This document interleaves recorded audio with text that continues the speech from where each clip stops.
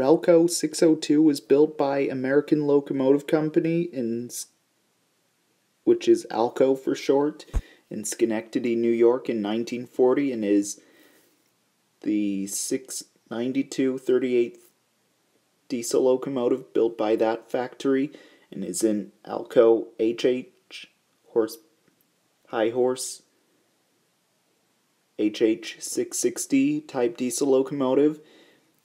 Relco 602 was originally built as Elgin, Joliet, and Eastern 210 and was used for the Elgin, Joliet, and Eastern Railroad many years ago and was used for shunting cars in a rail yard.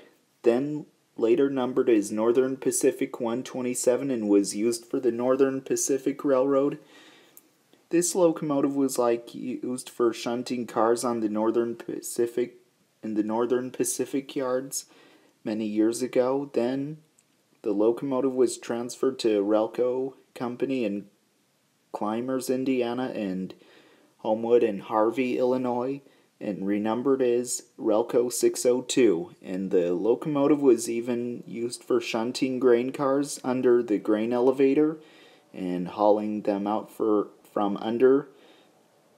Then later, Relco 602 was retired and then came to be put on static display at the Monroe County Historical Museum in Albia, Iowa, and even is also been repainted in a Chicago, Burlington, and Quincy scheme and was never even used for the Chicago, Burlington, and Quincy Railroad.